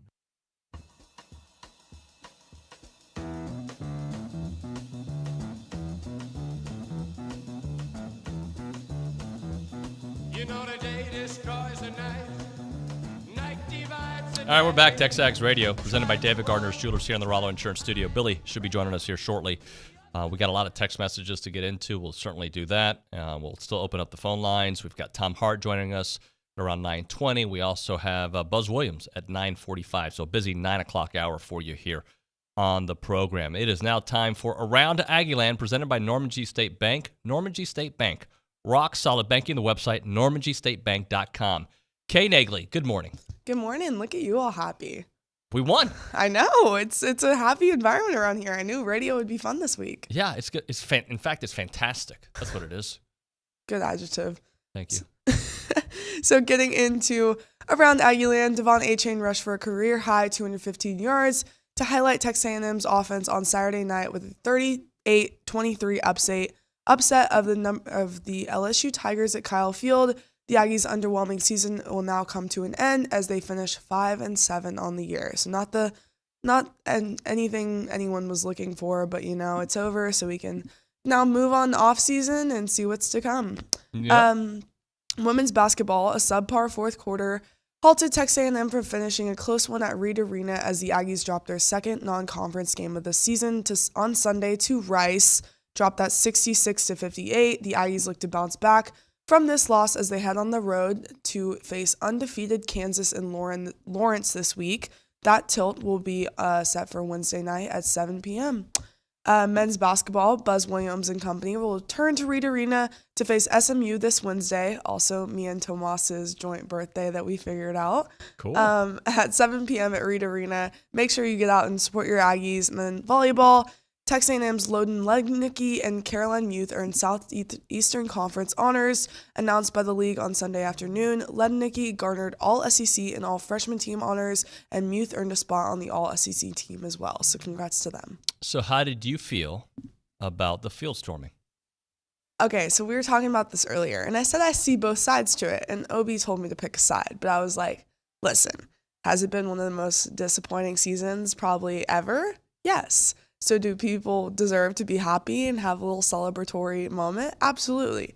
Is it a little bit of an overreaction? Yeah. But when you have 90,000 people, 95, whatever number it was, and let's just put a percentage on 60% inebriated, just fake number out there. Mm-hmm. I think that kind of stuff happens. Here's the man. Yeah, thanks for your analysis there. Of course. Appreciate you very much. All right, Billy Lucci is joining us here in studio. Billy. We are... Formio. What's on your mind? John Dutton? Vesty today. That's a John Dutton look right there. This is a high-end vest. It is a John Dutton vest. It is a John Dutton vest, It's not functional. No? It's a good-looking vest, though. Thank you, David. It's a vest kind of Monday. So a vested interest in this show today. Oh, are you upset with me? Was I not good? No. I think I I'm agree for the with people. you, by the way. Doing good. Tell me. No, I don't disagree with Tomas. I don't agree with Tomas or OB. Storm the damn field if you want. Times have changed. I walked out there. It wasn't a field storming. It was a field walking. I wanted to get some good video. I got the guy with the chest hair tee. Yeah, I saw that. You like seeing people happy, and if they feel like they want to run down on the field and be happy about it, they want to celebrate with the team, their fellow classmates. This is college after all. We didn't see this very often back in the day. I was trying to explain, like, in all my years of covering A&M football, I hadn't seen a field storming at Kyle until the 2010 Nebraska game. And since then, we've seen 7 overtime LSU. We've seen Alabama beating number 1. And this one kind of more like the 2010 Alabama game. Not even though this one's even feels different because you finished a losing season or whatever. But I don't think people understand it. It is like times have changed. People do this now. It's just kind of I don't know if it's social media. It's more out in front of everybody, and the students are like growing up seeing it. Yep. Kids at A&M now have stormed the field. There's some kids that have stormed it 3 times. It's a thing. And LSU, you know what they did? They stormed the field. You know who they beat? They beat Ole Miss. And you think Ole Miss was I think Hunter, by the way, has a radar. Like every time we start on radio, he does the 7 straight call thing. He's a freaking badger, just relentless. He'll call 6 more times. But it is what it is. And we don't even have to. I don't even know why we've opened hour number 1 and hour number 2 at this. I don't care about this crap. Yep. Like, I'm with you. Like, who gives a damn? Enjoy it. Seriously, who gives a damn? So that's my take on it. I think it's much ado about nothing. I got Longhorns. They're trying to criticize. They don't know what it's like to beat a top 5 team at home. How long? Like 15 years? 16 years. Texas A&M's done it 3 times in the last 3 seasons. They did it with Florida in 2020. They did it with Alabama last year, LSU this year. That's one of the few pretty impressive streaks. Yeah. When you go 8-4 followed by 5-7, there aren't many like trends or streaks that you're going to be able to look at. But I bet that's a rarity to say over 2 years. You know, the Aggies are what they're 8 and oh my God. Between 2 seasons? Yeah. 13 and 12. Yeah. 13 and 12 and 2 seasons, or 13 and 11. They lost 13 7 and 4-11. 13 13 11. 13 and 11 in 2 seasons. You wouldn't think that a team that's done that can have top 5 wins in each of the last 3 seasons, top 5 home wins at that. So that was a fun night. It was a fun ending to a not fun season, and that's what we'll probably talk a lot about today. Is like, is hope? You know, the saying, hope is a dangerous thing. Mm-hmm. It's better than, it's a lot better than the alternative. Well, 5-7 feels a hell of a lot better than 4-8 would have. Feels a hell of a lot better to ruin LSU's playoff chances, shut them down. They would have been probably number 4 today. Mm-hmm. You've managed to, piss in their cornflakes, as the guys were saying last week, and it does give you hope for the future. It doesn't solve everything. It guarantees nothing. But the better. people that don't think, well, it feels better, but it also gives you hope. You saw some things from, and it's particularly by who they were from in a lot of instances, that give you a lot of reason for hope moving forward. And if you don't like that and you think that you can't say that because, like, both can be true, as you like to say.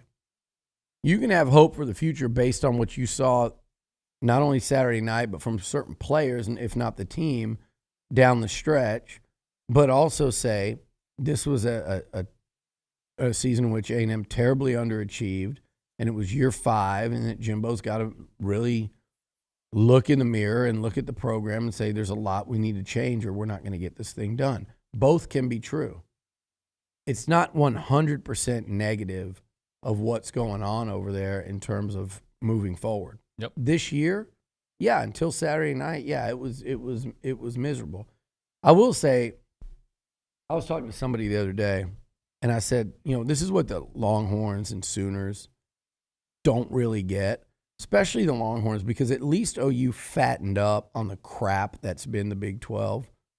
And by the way, the Big 12's better this year. They still, as a conference, did jack crap during the offseason. So the more they beat each other, the happier everyone gets about it. And TCU managed to beat everyone. They should be in the playoff if they win out. They'll have a tough one against K-State. But the league is getting credit, and they danced around in the non-conference in humiliating fashion in terms of who they didn't play. The best thing they did as an entire conference was their conference one of the two teams playing for their conference title lost to Tulane at home. Not much more that needs to be said. The best thing their conference did in the non-conference was Texas almost beat a 2-loss Alabama team. Mm-hmm. Now, same thing A&M did, and we're talking about how bad A&M was all year. Came to one play, just like with Texas. So when I look at, what this season and what I tell people about in OU and Texas, y'all don't understand. Like, this was as bad a year as we could have ever imagined for A&M, right? It really was as bad a year as you can imagine. What Saturdays did you enjoy this year? This past one. That's it. That's it, because I didn't enjoy Okay, Miami. I disagree with you. Well, Arkansas I enjoyed. Yeah, I enjoyed Arkansas. I enjoyed Miami. Miami at that time was number 13 in the country. They came into Kyle Field. There was 100,000 people there. Nationally televised game. I enjoyed it compared. But Yeah. I don't think you're getting my point. If you want to, in fact, you can't even disagree with me. This is my feeling. Okay. So I'm gonna tell you. But you asked me. Yeah, that's true. But I'm answering it for you. Okay. You enjoyed that Saturday. I know you did because I saw you and we talked about it afterwards. You enjoyed that Saturday. And in hindsight, we know Miami stinks. Right. And you were coming off App State, so the week leading up to it was not fun, right? Yeah. I'm talking about just that night at Kyle Field. It was fun. You enjoyed it. Yeah. So did the fans. So did I. So did the players. Overanalyzer saw issues, but I enjoyed it. We saw issues. Yeah. I mean, you can. I'm saying though, did you enjoy it or did you? Yes, not? I'm sorry. Yes, you're right. And Arkansas too. Yeah, Miami, Arkansas. I enjoyed Alabama unexpectedly. Yeah. That was a badass college football game to watch. Mm-hmm. Came down to a final play against number 1 from me to you from the goal line. That was high drama. That was fun. I somewhat enjoyed Ole Miss. May have had more to do with the company, but it was a great game against a top 10 team that came down to the final drive. Yep. And I thoroughly enjoyed Saturday night. My point is, this is why I do love the SEC, David. Even in your worst season by A&M standards, I had five of those Saturdays that were really, really fun. And I'm not counting like Sam. That was Fun's first game, and we've waited. Everybody loves their first game. But 5 of those Saturdays were really fun. And this team, the wildest thing is that they beat 2 top 10 teams. They beat the number 13 team, and they took 2 other top 10 teams at the time of playing them down to the final drive and final play. So 13, 10, 5, number 1 to the final play, number 10 to the final drive. In 5 of their 11 games, again, I know Sam bumped up. I still consider them FCS. They're in 5 of 11 games, they took either beat or took, at the time of playing them, nationally ranked teams to the final possession at worst. This team had a chance to be pretty damn good this year. This team had a chance to be LSU. They kicked the ever-living piss out of LSU Saturday. I mean, they whipped their butts. And I know, I mean, I watched Arkansas do that to Ole Miss a couple weeks ago. We watched South Carolina do that to Tennessee. And I sat here and said, it stinks that in a whole year, A&M can't put together that kind of game once. And I was wrong because they did put it together. The 12th game counts as much as the 6th, as the 4th, as the 2nd. They did do it. Now, they only did it once, and that's the problem. But it was nice to see them put it all together one time. But all of that adds to that feeling of, God, where was this all year? It really does. And I know we all are thinking that. Everyone's openly said it. It's right to say. It's right to wonder. But it was also very nice to see this team play like that and to think about what they could be moving forward. To me, it comes back to one thing, and I know the topic is, or the hot popular thing to say is to change the offense. Mm-hmm. And I think some changes will come. But I am squarely on, if you block, you win. Yeah, if you block, you win. And I really think the offensive line and whatever changes they made with help, with Crownover and the tight ends, whatever you did, when you block, you can win. I agree with that. wholeheartedly, especially in this conference. And look, what have A&M's best teams been since they joined the SEC? Teams with good offensive lines. Yeah, 2012. Yep. Jokel, Matthews, Abwehi, Pat Lewis, Jarvis Harrison, 11-2. Yep. Probably the best team in the country by the end of the year. 2020. 2020. Kenyon Green and 4 seniors that were all like third-year starters. Those are A&M's 2 best teams since joining the SEC. They were a combined 20-3 and 2 very different quarterbacks. They did it because of blocking and O-line. And also, you look at their defensive fronts in those 2 years, winning the line of scrimmage. Yes. And let's do it that way. Because A&M did that against LSU as well. Both sides. LSU ran the ball well at times the other night, for sure. But A&M was much better in run fit and against the run. Jaden Daniels busted that a couple times, so it skews the numbers. But the Aggies clearly won both lines of scrimmage, Especially and in the they won the second half. football game. Yeah. Especially in the second half. You're right. All right, when we come back, Tom Hart will join us, get his thoughts on A&M. Right now we're talking Fargo's Pit Barbecue, 1701 South Texas Avenue. They are in Bryan. They're open Tuesday through Saturday, 11 a.m. to 7 p.m. Closed on Sundays and Mondays. Call them up when you're ready to get your order in, 979-778-3662, 979-778-3662. One of the top 50 barbecue joints in the world, according to Texas Monthly. And that's because all the food tastes amazing. They have secret sauce and secret taste. It's just great. You need to go. No mass production there. They make it fresh every single day out there, and they sell out of their special super early. So jump on them and call them up tomorrow. Maurice will handle that call for you, and then when you get there, go straight to the counter. Got Alan and Belender there. They will help you out. Tomorrow, rib tips only offered and served on Tuesdays and Saturdays. So good. You've got time to do it, guys. Go check it out. Call them up. Wednesdays, they've got the chopped beef on a baked potato and also the beef ribs. So good. They've been a part of this community for over 22 years. They'll help you out with everything. Football weekends, that's over. You got basketball weekends coming up, baseball weekends coming up, office parties, wedding anniversaries, funerals, you name it. It is good food done the right way. 1701 South Texas Avenue in Bryan. Without a doubt, the best barbecue in town. That's their trademark because it's darn true. It is a place to go to right now. Fargo's, 979-778-3662. Lost my thought, but go to Fargo's. I'm Chelsea Reber with your community calendar on The Zone. The Glen Bryan Theater Troupe presents Fellow Passengers, an inventive adaptation of Charles Dickens' classic, A Christmas Carol. Performances are being held at various locations through Saturday. Purchase your tickets at blinn.edu/box office. Winter Wonderland at Travis Fields is Saturday, December 10th from 3 to 5 p.m. Come out to this free family-friendly event for fun activities for everyone to enjoy. This Christmas, Love Beyond. The Salvation Army, in partnership with Bryan Broadcasting, presents Angel Tree 2022. Adopt an angel, make a donation, or volunteer your time. Find more information at salvationarmybcs.org.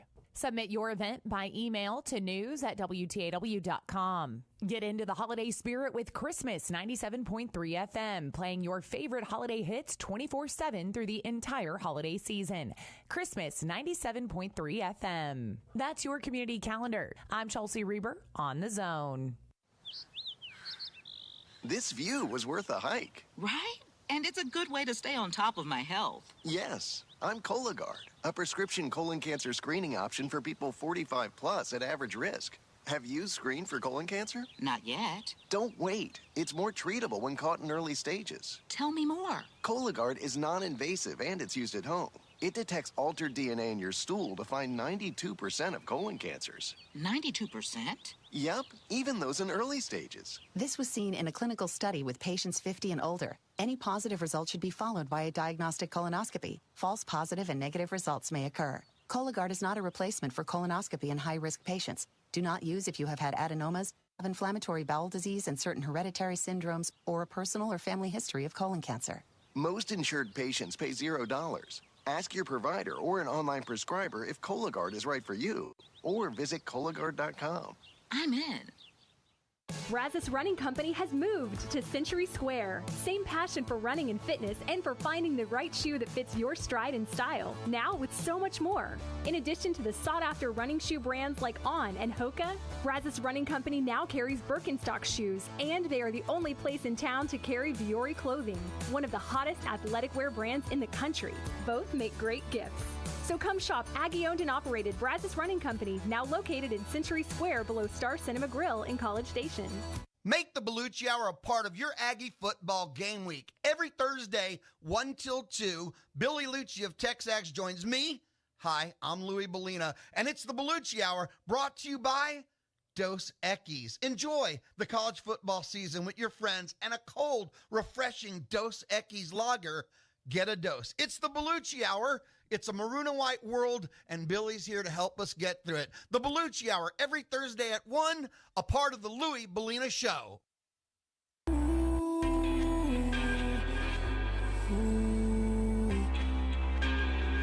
I get those goosebumps every time you come around, yeah. You ease my mind, you make everything feel fine. Worry about those calls. I'm way too numb, yeah. It's way too dumb, yeah. I'll tell you in a second. Billy's asking me about my workout plans. Not going to say it on the air. TexAgs Radio, presented by David Gardner's Jewelers here in the Rollo Insurance Studio. We got goosebumps, by the way. Got goosebumps on Saturday night. I bet you Tom Hart did when he watched the highlights. Let's go to the hotline. Tom is with us here to break down a crazy weekend in the SEC and a crazy season in the SEC. Tom, how are you, sir? I'm great. Yeah, this season didn't make much sense, did it? Like overall, and I think Saturday night was probably the capper on all of it. I was looking back through A-Chain's numbers. It's the third most rushing yards without a 30-yard run in, let's see, is this SEC history? Fred Taylor did it in 98. Tyler Beatty did it for Missouri in 21. I mean, just we know his talent, but just to take the bull by the horns and to grind it out, so incredibly impressive, especially with the way the season's gone for A&M. No doubt about that. Tom Hart with us here on TexAgs Radio. Tom, speaking of the Aggies overall, I mean, I don't know how to – I feel great about the victory, but when I think about the season in its total, I got to look at 2 years' worth of work, and that's not enough wins, 13 wins. What Georgia's going to try to do this weekend is what A&M needs to do per season, not in 2 years. That being said, I leave the season encouraged because of what I saw. Yeah, that's fair. I think the other way to look at it, just to for context, is what if you shuffled all of these games up? You know, like what if this game was played in middle of October and there wasn't a 6-game losing streak within the league, right? Mm-hmm. Do you feel differently about it, or is it because the season ended with this high note? And I think that's a fair question to ask as you kind of review the season as a whole. But in this day and age, to be honest, and Billy, I'll lean on you on this. Like, I don't know if you can really judge a season until you see what the aftermath is and how much talent will depart. What does it say about the talent that is staying, which I think is just a as powerful a message as the talent that leaves. You know what I'm saying? Yeah. Like the guys that decide to stay and be a part of this, that is powerful. And hopefully overpowers those that decide to move on. Yeah, I totally agree with you. And you know, the vultures were out on Twitter this weekend because A&M lost a few players to the portal that were just going to happen right after the season. None of the 4 announcements were unexpected, and none of the 4 guys played any type of significant role on the football team. That is normal college football attrition that we're going to see everywhere this offseason. For A&M, you watch these key guys. They've got some NFL-bound players that are probably going, but if you could keep 1 or 2 of them, if you could keep, say, a McKinley Jackson, these are the type players you're talking about. Can you keep what's coming back? That is a powerful statement. What statements does Jimbo Fisher make in the next few weeks in terms of his offense moving forward? These are things that can really dial up the reasons for optimism, the reasons for hope and excitement, just like what we saw on Saturday night. And Tom, that team I saw play Saturday at Kyle Field was what I'd hoped, obviously what everyone thought we could see this year, what you hoped you would see. But it was also the team that I thought we would see more of in the second half of the season. Like I in no way would try to defend or say that this team would have been a really good team were it not for injuries, because I think they were not nearly good enough early in the season with the loss to App State, barely beating what turned out to be a bad Miami team. Really fortunate against Arkansas and then to get drilled at Mississippi State. But I thought right through Alabama, right through that 2-point conversion, that A&M was going to be really good in the second half of the year. They had a real chance. Injuries robbed them of that. And there's a reason why that was the healthiest A&M team we'd seen in weeks. Just like the one you covered was without A-Chain, it was without Moose. It was the Ole Miss team you covered was without Antonio Johnson. There were a lot. The flu game against Florida, they were kind of robbed of that. And I think what we saw Saturday was a team I thought we'd see in the second half of the season. Billy, do you see, because I've had this conversation with coaches, especially the last few weeks, throughout the entire league, programs that are doing well, programs that aren't doing well. Do you sense a difference in the mentality of players now in the NIL era when it comes to finishing the job versus what it used to be? And what I mean by that is, it was always you would have some selfish players who were in it for themselves, but the overarching, we're in this for the team, and we're for the name on the front of the jersey, and we're going to finish it. And I know that's, that can be trite language sometimes because they're not totally realistic. But there is this sense in the coaches that I talk to that there's a lot more of, hey, man, go get yours. Get what you deserve. And there's this balance in player rights and what the players should be looking out for themselves and how they should be treated versus being part of a team and what's best for the team. Do you think that had any impact on this Texas A&M team this year? That's one of the things I was most encouraged by, Tom, about this team, because I totally agree with you in today's college football world. And I would never, ever say that didn't impact the A&M locker room. It impacted all of them, I think. But with the way this season went, how hard that A&M team fought down the stretch. I mean, even in that game against Auburn, they just played a terrible game. And just you saw them just fighting through that thing. Florida, Ole Miss, and to come out against LSU and play the way they did, guys like Antonio Johnson, a guy like Damani Richardson, that's senior NFL bound, the young guys who came in yesterday, Tom, and told me, we talked about it before the game. We said we're tired of talking about playing for the older guys. We have to show them. And more than anyone, Devon A-Chain and what he did to come off that ankle injury, to come out and play. He could have easily sat to come out and play the way he did, like you talked about. I thought it's pretty telling. And it's the one of the few things this year that I'd look at and say, you know what? That was a hell of a coaching job by Jimbo and his staff to keep these guys in it. And I'd heard all week how good the practices were for the last couple weeks, and it was kind of surprising to hear that, and then to see them go out and kind of back that up on the field. You're exactly right. So in this day and age, that was encouraging to see. Hey, Tom, we got a couple minutes left. Let me ask you about Jimmy Sexton and the great job he does for everyone. Lane getting another, looks like contract extension, $9 million a year, I think it's so, and he just went 8-4, just like Jimbo did last year. Just talk about the greatness that is Jimmy Sexton and some of these crazy coaching salaries.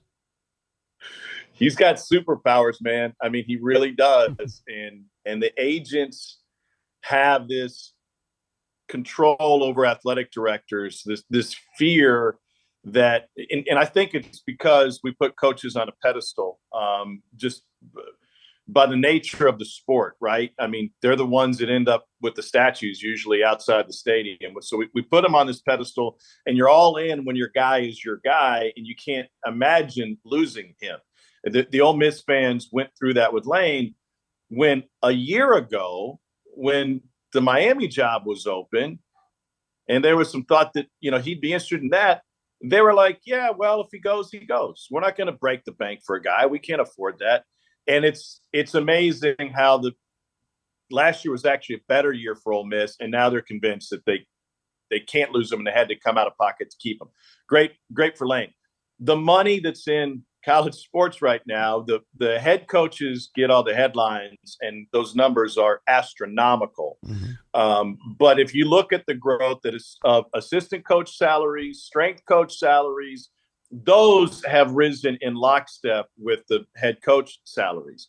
Administrative salaries have gone up. There are more ADs making over $1 million than we've ever had before. It's all a byproduct of the cash that is in the system that is primarily driven by the television deals. And by the way, when the new SEC ABC deal kicks in, when the new college football playoff and the expansion happens, that contract kicks in. Start adding commas to those checks, because there'll be more and more of it. The thing that surprises me is not necessarily the high-end coaches getting $8, $9, $10 million a year. It's the middle of the pack coaches who are getting 50% raises simply to keep up with the market. There's a couple of examples of that within the league. I think that can be dangerous for athletic departments. Not that you're promising the money in the short term, but as we all know, when you get locked into a long-term deal where you're on the hook for guaranteed money, that, in my opinion, is the danger zone. But Dave, you bring up a great point, and I want to sit down with an administrator, with an AD in the next few weeks while football's calmed down. I'm in various towns for basketball, and just say, hey, man, walk me through the economics of this, because from the outside, it looks outrageous. Obviously, it makes sense on the inside, or they wouldn't be doing it. Tom, walk me through this one. TCU loses to Kansas State, and USC loses to Oregon. Right? No, not Oregon. Utah. Yeah. Utah. Oregon. Right? Utah? I don't know. Anyway, bad moment there. It's Utah. Tom, who is it? I don't know. The fascinating part, they'd have to. I think they'd have to lose in blowouts. Yeah, I'm right. I think if they're close games, I think TCU is still in, even with a close loss. Now, if they are a no-show and they lose by 3 touchdowns, then people say they've been exposed. They're not that good, and the door is open for Alabama, which I think probably gets in by virtue over Tennessee, because Tennessee couldn't stop South Carolina, and they're playing without Hendon Hooker. And I hate to say that, because I don't think teams should be penalized for injuries. It goes back 20 years when Kenyon Martin broke his leg in Conference USA tournament for Cincinnati, and they dropped from a 1 seed to a 2. I don't think that it's fair, but that's the reality that we live in right now. And Tennessee's defense giving up 63 to South Carolina is probably what would keep Alabama in front of them, even though they have the head-to-head win. And then my final one is Alabama, Ohio State in that situation. What do you see happening there? 1 loss Ohio State, 2 loss Alabama, neither with a conference title game appearance, neither with that title, that tiebreaker title, because I feel like that is something that is a lot more likely that we talk about, that say a USC were to lose, then that certainly would open the immediate door for one of those two teams. Don't you think it's Ohio State? I mean, Michigan looked really good Saturday afternoon. I had a chance to watch most of that game. And Ohio State looked fantastic the rest of the season. I mean, it was really a bad half against the Michigan team that played better than they had shown all season against a mediocre schedule, to be fair. I think the first thing they look at, and I've been in that room where we do the mock selection, and one of the first things you look at is the loss column, and then you start comparing losses. And even though Alabama's losses were close, having 2 versus 1 would give Ohio State the edge. And Ohio State lost to number 2 versus LSU and Tennessee. That's right. It's quality of losses at that point. Mm-hmm. Tom, we appreciate you, sir. Talk to you soon. All right, boys. All right, buddy. Tom Hart. See you. All right, open segment when we come back. It's TexAgs Radio. He's got the moves with the wit of Larry David. What are you doing here? Olin Buchanan, mornings at 8 on TexAgs Radio, here on The Zone. WPI needs a service technician to diagnose and repair heavy equipment for their Bryan location. This full-time position comes with a company vehicle, insurance, 401k, paid holidays, paid vacation, and competitive pay if you or someone you know is hardworking, dependable, and looking for full-time employment in the construction equipment repair industry. Apply in person with Jesse James at WPI in Bryan, Highway 21 East at Marino Road. WPI, an equal opportunity employer. Hi, this is Jeff Vanderwood with Veribank. Veribank is continuing to grow in the Brazos Valley with a brand new full-service banking center on Highway 6 in front of Academy. We have a team of genuine bankers specializing in personal and business banking, wealth management, and investor real estate lending ready to serve you. Veribank is here to help you succeed financially, and you can bank on it. Visit verabank.com today. That's VERA bank.com. Verabank. Member FDIC, Equal Housing Lender. Howdy, Ags. Grocholski Sausage in Bremond has been making their famous homemade Polish sausage using the original family recipe since 1952. Homemade smoked bacon, beef sticks, jerky, and summer sausage using authentic family recipes. Make Grocholski Sausage your #1 source for your next holiday party or tailgate. Grocholski Sausage offers custom deer processing with the same quality craftsmanship they started 3 generations ago. Aggie owned and operated, Grocholski Sausage is on Main Street in Bremond. Gig 'em. Start your sports day with Keyshawn, J. Will, and Max, powered by WC Tractor. Weekday mornings from 5 to 8 on 1150 AM and 93.7 FM. Or just tell your smart speaker to play Zone 1150. WC Tractor is your local award-winning Kubota and New Holland dealer. Call them with your questions at 1-888-8-TRACTOR. That's 1-888-8-TRACTOR. Or check them out online at WCTractor.com. Rise and shine. Weekday mornings from 5 to 8 with Keyshawn, J. Will, and Max from ESPN Radio. Powered by WC Tractor. Here on The Zone. Due to the Texas heat, humidity, not to mention the multiple hail and windstorms, most roofs don't last their full lifetime. But since 2006, AmeriStarRoofing.com has been helping Texans protect their homes from age and storm-related damages, and they have multiple adjusters on staff working directly with your insurance company to ensure that you get the coverage you need to make your home look new again. Call Ameristar Roofing now to schedule your free roof inspection, 979-446-9874. AmeriStarRoofing.com. Hey, it's Keyshawn Johnson from Keyshawn, J. Will, and Max. They told us we can give away anything we choose. So, we're giving away cash. You want to talk about money? We're giving away $10,000 a day. And all you have to do is listen to us for a chance to win. You can win $2,500 an hour every hour, weekday mornings, 5 to 8, here on The Zone with Keyshawn, J. Will, and Max, powered by WC Tractor.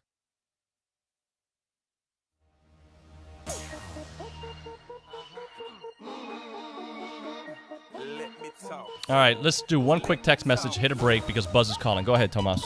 254 number. Quick question for you, David. If Connor started from day one, what do you think A&M's record would be? I think it would be better. I don't know what that number is, but I think it would be better. And that's no disrespect to the rest of the guys. But I definitely think it would be better. We got to hit a break. I'm sorry, guys. We got Buzz Williams calling up in a few minutes. It's TexAgs Radio. I'm Chelsea Reber with your community calendar on The Zone. College Hills Baptist Church provides free tutoring every Wednesday and Thursday night from 6:30 to 7:30. Tutoring is open to all students in the Brazos Valley area from elementary school to college. You're invited to an event titled New Perspectives on President George H.W. Bush and the End of the Cold War. This Wednesday at 5:30 p.m. at the Annenberg Presidential Conference Center. RSVP for the event at bush.tamu.edu. Apply by Thursday for the Downtown Bryan Lighted Christmas Parade on Thursday, December 8th. Apply online at destinationbryan.com. Friends of Chamber Music announces its 27th concert season. Find a full schedule online at fcmtx.org. Listen to your favorite holiday hits on our sister station, Christmas 97.3 FM. Guaranteed to get you humming along. Your favorite holiday hits 24/7 on Christmas 97.3 FM. That's your community calendar. I'm Chelsea Reber on The Zone. Hey, Big Shot, come celebrate at Anthem Kitchen and Bar located at Big Shot's Golf Land. Anthem Kitchen and Bar is your new favorite hangout with plenty of seating for your whole crew, tons of screens, and some truly next-level scratch-cooked menu items. Big Shot's Golf brings the fun each day of the week with dueling piano events, trivia nights, a weekday happy hour, and so much more. Every Big Shot has an anthem, so come celebrate yours at Anthem Kitchen and Bar located at Big Shot's Golf Land. anthem.bigshotsgolf.com to learn more. Does your bank know your first name? At Normandy State Bank, they do. Normandy State Bank is locally owned, controlled, and operated. This local personal touch means banking decisions are made on site the same day you request it. Normandy State makes banking easy. They're open Saturdays, offer state-of-the-art online banking, bill paying, fund transfers, check and statement images. Normandy State, where customer service is their priority. Normandy State Bank, rock solid. Member FDIC. The biggest names in sports are on ESPN Radio. Joe Davis, New Orleans Saints linebacker. We just keep chopping wood, keep sharpening the axe day by day. When you have a good process, that's what you focus on. Julian Love, New York Giants defensive back. It's been good to leave your house or whatever on Monday, and you see a lot of people on the streets just walking wearing the Giants gear. Joined now by the Honey Badger, Tyrann Mathieu, New Orleans Saints safety. I think we got enough fight in us, and obviously we got enough football left, so I believe in us, no doubt. Former Eagles safety, Pro Football Hall of Famer, Weapon X, Brian Dawkins. It wasn't that moment that makes me want to rip his head off. It's just that he was in the other jersey. That's the way it works. Curtis Martin, former Jets running back and Pro Football Hall of Famer. I love having Key as a teammate. He was one of those guys who you knew you could depend on, no matter what, came hell or high water. Listen in to ESPN Radio, weeknights and weekends on Sports Radio, 1150 and 93.7 FM.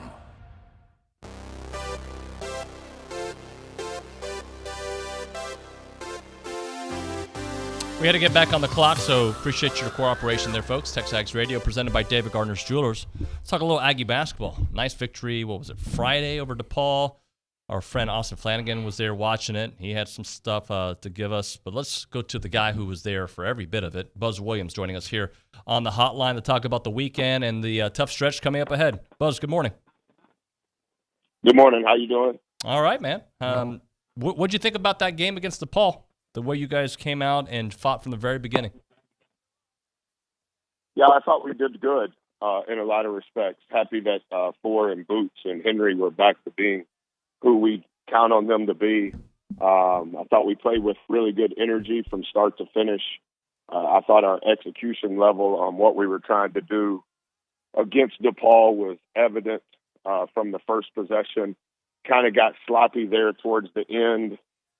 Some of the things we could have controlled probably a little bit better, but considering all that had transpired since the previous Friday up until that Friday, 3 neutral site games in a row, obviously, and then a road game to follow. I thought there was very good growth in that week. Yeah, Buzz, that to me was something that really caught my attention and impressed me because we talked a week ago kind of how you handled that tournament and to end it on a high note after the rough start. But with that gap in between games to come back several days later and they seem to they absorbed that message and retained it to come out and play wire the way they did. Yeah, I agree. I think our staff did a really good job.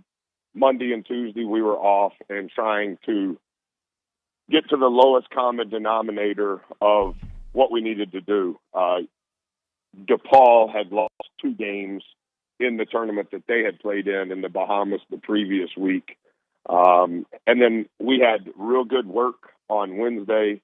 And then kind of the same sort of work on Thursday. You know, when we prepare for an opponent, just like today is 2 days before. And so there's kind of a rhythm to what we do 2 days before in the film room, in the weight room, and on the court. And then there's a rhythm tomorrow, 1 day before. Hey, these are the things that we do 1 day before, and that's specific to all parts of the organization. What are the coaches that are in charge of personnel, the coaches that are in charge of offense, the coaches that are in charge of defense, the coaches that are in charge of the opponent. And I thought that all of us, the staff, but particularly the players, we had really good preparation in that 2 day before, 1 day before. It was the best shoot around that we had.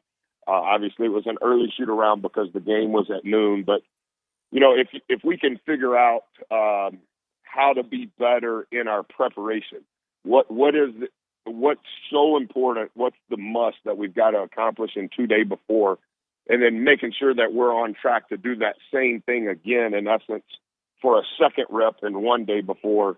And then if in shoot around, we can do it a third time. I just think that those reps are important to everybody in the organization. And I think that was our first true road game. And there were a lot of good things, not only that came from it in the game, but it was the process that led up to the game. And you could see those things come to life out of timeouts. You could see it in out of bounds plays. You could see it on dead balls.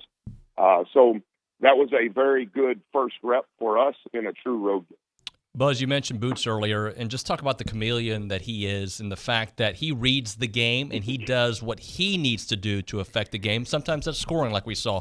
Sometimes it is defense. He knows how to fit into what has to happen. Yeah, that's why he's such a good player. And his numbers prior to the DePaul game were awful. And I don't think that that's who Boots was, but he did not play well in Myrtle Beach. But we had multiple guys that didn't play well in Myrtle Beach. That's a credit to the opponent. But that's also why we weren't very good. I think I was telling KK this about Boots yesterday or Saturday when we were closing down the game. I think KK will eventually coach in his career. And I was telling him, if you coach at the college level, try to recruit as many players as you can that can get fouled offensively and that don't foul defensively. And if you can find those guys, try to find the guy that doesn't have a position. He can guard that guy, never mind guard the other guy. And that's what Boots is. Boots got fouled 9 times in that game. And so that speaks to the attack mode that he was in. But similar to what you said, David, I think his game is to attack, but it's to attack at the right moment in time, understanding time, score, and momentum. And then on the other end, he has such a presence on the glass. I think he's one of the better guard rebounders in the country. I think going into the DePaul game, I know it's a small sample size, but I think he was the leading rebounding guard over 6'2" in the country. And he can get fouled. And then no matter what, we do some things defensively where he's guarding multiple players per possession, and he does a very good job defending without fouling. Our team has to improve. That's one of the things that we have struggled with. We've been fouling too much. We're fouling at a very high rate. We play with a very high turnover percentage. We create a lot of turnovers. We're top 20 in the country in that. But we're one of the bottom 20 teams in fouling, and that's bringing our defense down because we're giving too many points away at the free throw line. So we've got to get to the point where we don't foul, but Boots is one of those guys defensively that is not fouling, which helps us. I think you partially answered this question, but I want to know what a very young Boots looked like when you went and scouted him and watched him for the first time, because obviously – this is a guy that you thought could be a heart and soul, a glue piece of your program when he came over from Virginia Tech. But you also thought that a long time ago when he was a youngster. Talk about your very first impression of Boots when you first saw him. I do a bad job coaching him, to be honest with you, Lucci, because I have such admiration for him and his family. Mm-hmm. And his story is very inspiring to me on where he was day number one when I met him, not just as a player and where he's at now, but I'm just inspired. And a lot of it has never become public knowledge, and I think that that's fine. Yeah. But there's a few people that know where he was way back when and what he has done on the court, which is really good. But what he's done off the court, I mean, he's going to get a graduate diploma from Texas A&M, and he was an academic redshirt coming out of high school. And I remember when he came on his visit, he wasn't even at that moment in time. He was not even an academic redshirt. And I explained to him and his family, this is what you have to do in order just to receive a scholarship from here. And if you do these things, you're not going to be eligible to play, but you will be eligible to practice. And we had a tremendous academic advisor there that was very instrumental in helping him, and Boots has just grown.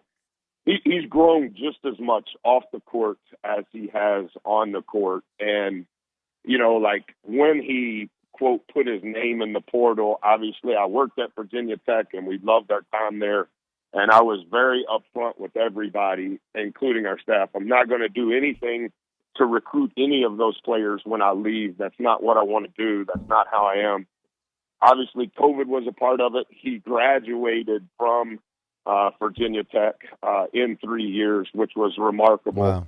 And when I called him after he went in the portal, I said, hey, Boots, if we have to recruit you, I don't want you to come. Because literally, you know everything. You know the whole staff. You know zigzags. You know Seminole drill. You know boot camp. Like, if that fits what you want, then I want you to come. And that was pretty much the extent of it. And I asked him if he wanted to come see Texas A&M, and he said, "Yeah, I would just like to see you guys. I don't have to see the school." So he came on a visit, but. Obviously, him being who he was on Friday, in many respects, that was the best he has ever been since he has been here. And considering what he had been through the week before in Myrtle Beach, I think that's just another example of the toughness that he has mentally and the toughness that he has physically. And so him being what he was very much an important part of the game. Four being who Four was after Myrtle Beach for sure helped us. Henry going back to being Henry for sure helped us. And I think that Andy, his numbers as far as field goals don't necessarily show it, but his energy and his comfortability with the ball, his presence on the glass on both ends, like we just need to keep going. And this is another big week. We play another road game. I know it's not truly road, but it's another neutral site. And so we need this week to be, even though it's the third week, we need this week to be better than the previous 2 weeks have been. Buzz, we got about a minute left. How about Wade and his adjustments there coming off the bench and the ability to create all those steals that we saw there on Friday?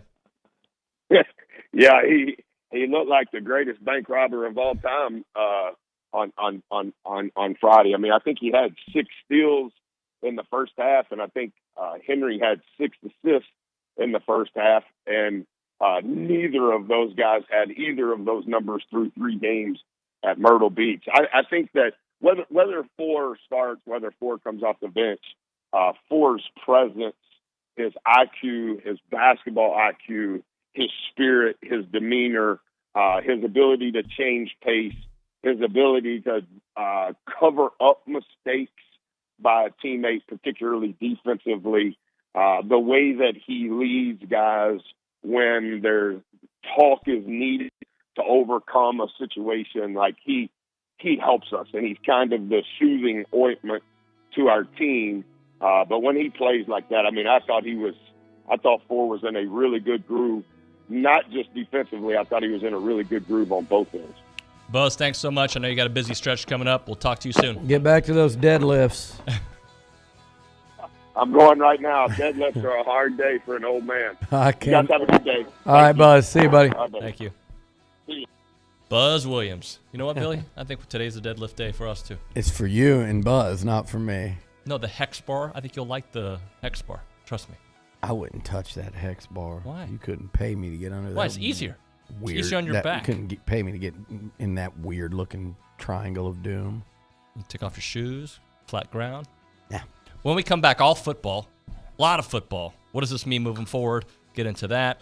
And your phone calls, of course, at 979-693-1150. You can text the show on the A&B text line, that same number, 979-693-1150. It is TexAgs Radio, presented by David Gardner's Jewelers.